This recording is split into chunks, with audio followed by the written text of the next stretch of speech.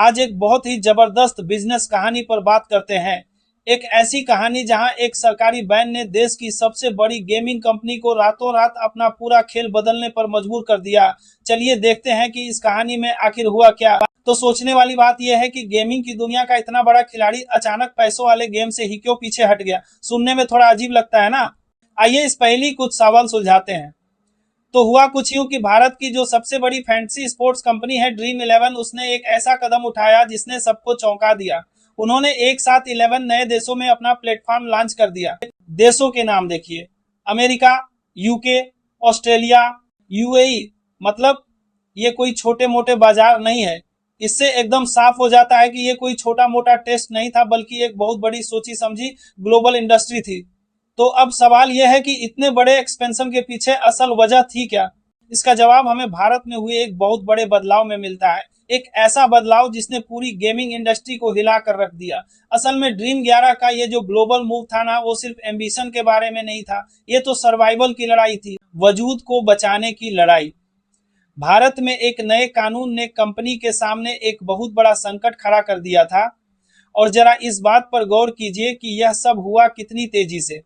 मतलब सिर्फ 3 दिन में 20 अगस्त को बिल लोकसभा से पास, 21 को राज्यसभा से और 22 को राष्ट्रपति की मंजूरी, और बूम, वो कानून बन गया। इंडस्ट्री को तो संभलने का मौका तक नहीं मिला। और इस कानून का असर क्या हुआ? असर यह हुआ कि एक ही झटके में ड्रीम 11 का रेवेन्यू 95% नीचे आ गया। जी हाँ, 95%। तो अब समझना मुश्किल नहीं है कि एक नए रास्ते की तलाश करना इतना जरूरी क्यों हो गया था। तो चलिए अब जरा इस कानून को थोड़ा और डीप में समझते हैं। आखिर इसमें ऐसा क्या था जिसने सब कुछ बदल कर रख दी। जो कि कानून को थोड़ा और डीप में समझते हैं। देखिए, कानून का जो मेन टारगेट था वो था ऑनलाइन मनी बेस्ड गेमिंग। मतलब सीधा सा हिसाब है, कोई भी ऑनलाइन गेम जिसमें पैसों का दांव लगा हो। और सबसे बड़ी बात यह थी कि इस कानून ने स्किल और किस्मत वाले गेम्स में कोई फर्क ही नहीं किया।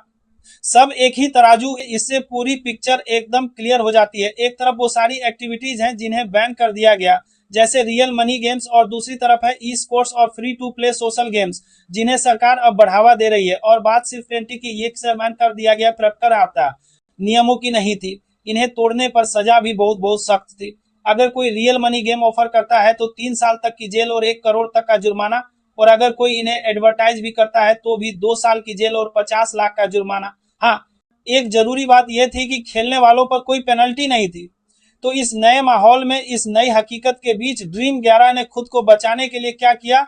उन्होंने अपना पूरा गेम प्लान ही बदल डाला। यहाँ देखिए ये बदलाव कितना फंडामेंटल था। पहले कंपनी की कमाई कैसे होती थी? प्लेयर्स से ली जाने वाली एंट्री फीस से। और अब नया मॉडल पूरी तरह से विज्ञापनों और स्पॉन्सरशिप पर टिका है, एक फ्री टू प्ले सिस्टम में। तो उनकी जो नई स्ट्रेटजी है उसके 4 मेन पिलर्स हैं। पहला, एक 100 cent free to play model अपनाना। दूसरा, अपने नए ग्लोबल मार्केट्स में भी कोई रियल मनी गेम ऑफर नहीं करना। तीसरा, दुनिया भर में फैलकर अपना यूजर बेस डाइवर्सिफाई करना। और चौथा, कमाई के लिए पूरी तरह से सिर्फ एडवर्टाइजिंग और स्पॉन्सरशिप पर फोकस करना।